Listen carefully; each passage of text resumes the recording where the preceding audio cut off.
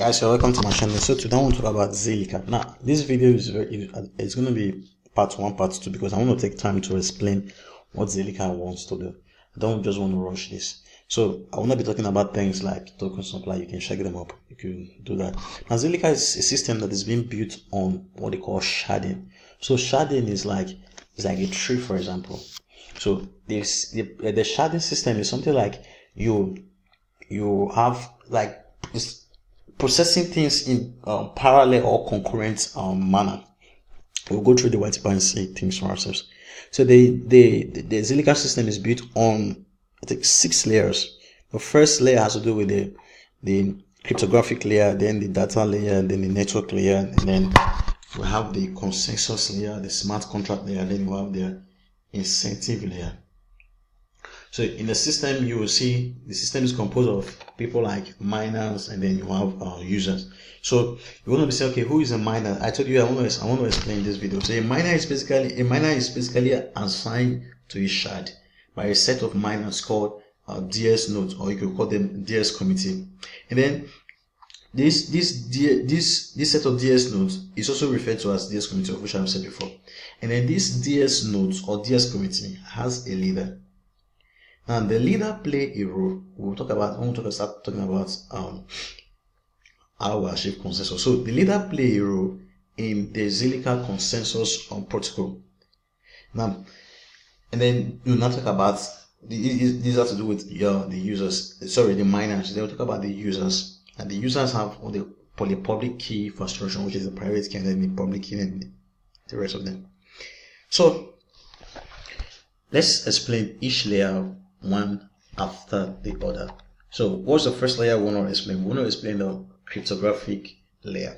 So you won't be asking, okay, well, what is in the cryptographic layer? One of the things Zilliqa does, Zilliqa employs what they call the Schnorr signature.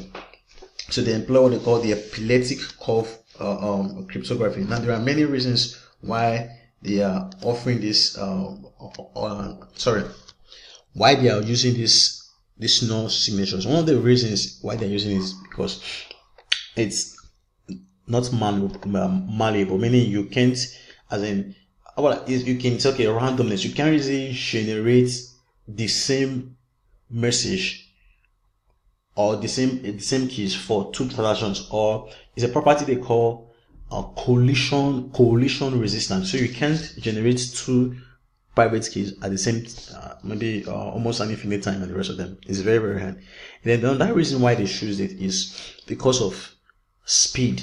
So using XC epileptic curve Schnorr is more better than the ECDXA in terms of computing and the rest of them, computing speed. And then it also enables things like multi-signature. So you won't be asking, what is multi-signature? So multi-signature is basically you're having a kind of transaction where you need multiple parties to actually consent to you aggregate their signatures together. And then the cryptographic layer also, I told you I'm explaining this video. The cryptographic layer is also composed of the proof of work. So you already know what proof of work basically does. Is to prevent simple attacks and then to generate node identities. So we want to move on to, you can say, the qualities there and the rest of them. Let's move on to the data layer. So what is the data layer? So the data layer it defines the data that is needed by different entities to update the global state. So the global state has to do, okay, what's the state of affairs within this system? Then we want to check about things like what the kind of transaction we have in the system. I don't want to rush this video. The kind of transaction we have in the system. So there are 2 kind of accounts that is basically possible in Zilliqa. The first one has to do with the normal accounts, and this is the one that is generated using the cryptographic layer, which is the Schnorr private key.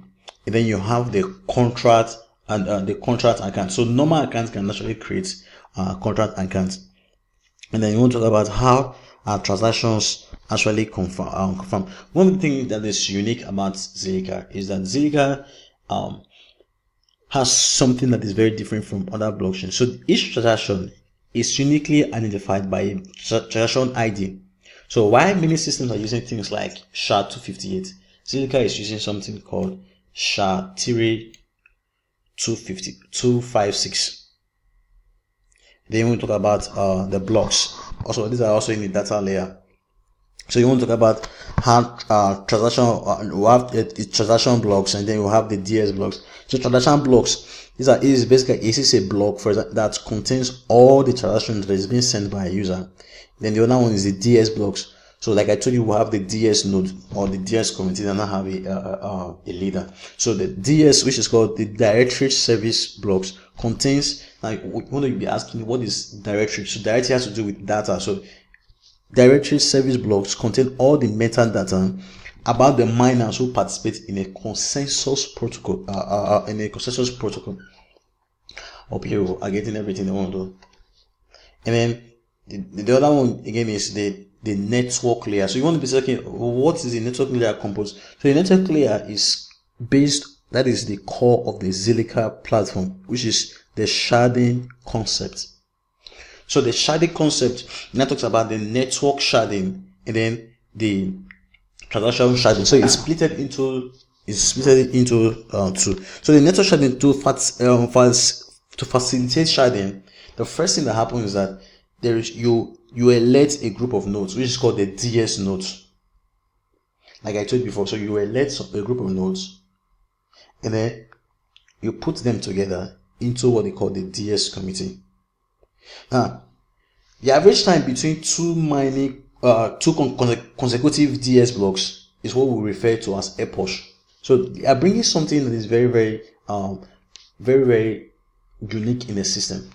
Like I told you, they're bringing sharding. So what is sharding? Sharding is we having I want to explain in a very simple sense. We having a lot of transaction in the system. Why not let me explain. So you might be asking, what is sharding? It's very simple. When you talk about Bitcoin, for example, when you have a transaction, all the nodes will basically come together, and then will be competing by solving a mathematical puzzle. The node that actually solves that first gets the reward. So sharding says, no, let's split the network. Let's group nodes together and let them make them DS nodes. Let them form a DS node, a group of nodes, and then these DS nodes, the ones that will form a committee. And then let's have a system where we elect the leader. So sharding is you split the network. Instead of having 10 transactions and every node, like Bitcoin, every node we confirm, we have to fight for that transaction one after the other. Why not split the system? You're having 10 transactions that is coming per second. We'll have 10 different committees, DS committees, that are solving this problem. That is the thing that the DS node is doing. Now, the average time between two consecutive DS blocks, the average time between mining two consecutive DS blocks is what we refer to as the DS epoch. Now, its value is set to minimize the chances of two competing blocks. So they set this stuff, the DS epoch is set to actually minimize the chances of two competing blocks. Then talk about the transaction sharding. Now, transaction sharding is done to prevent things like double spending or replay attacks. So with transaction sharding, double spending or replay attacks can be easily detected using the nonce that is present in every transaction. So every transaction has a nonce, or they call it a nonsense. So sharding based on the sender's account address natively allows shard members to detect double spend, as every transaction from a sender will be processed within the same shard. And then we move on to how we actually, the consensus layer. So the question is, okay, how do we now achieve consensus? So one of the things that Zilliqa uses what they call the practical Byzantine fault tolerance. Now, but Using the practical Byzantine fault tolerance, they improved on the practical Byzantine fault tolerance. So you might be asking, okay, what is a Byzantine? So Byzantine has to do with wrong. So it dates back to many years ago, where some generals, you send a message to one person and at the same time you send conflicting messages and the rest of them. So it uses a practical Byzantine fault tolerance. They even talk about what are fault tolerance systems. So fault tolerance systems, these are systems that basically, in the case of failure, or in the case of maybe a node is attacked by malware, a fault tolerance means that let's say we're talking about it's set for maybe a different maybe when it's actually programmed from the onset, we can set the system that this system is such and such fault tolerant. So you have maybe 30 nodes or whatsoever, so we can set it that if it does not equal 2/3 of the nodes, then until 2/3 of the nodes go down, the system will keep functioning. So it does not matter if other nodes are actually working or they are faulty or they are being attacked. So that is one of the things with a fault tolerance system. So the fault tolerance system, there are 3 ways they actually work. Now the first way has to do with the prepare, and then talk about this is when the leader announces to the announces the next reward to the group that they should agree upon. Now, then the second stage has to do with the prepare stage. Okay, the message has been announced.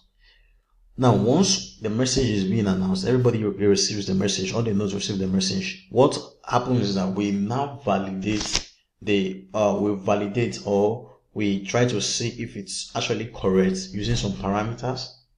And then when we've confirmed that it's correct, then the next thing is that we now multicast the message to other nodes. So what that means is that you are not just, a node is not just telling a node.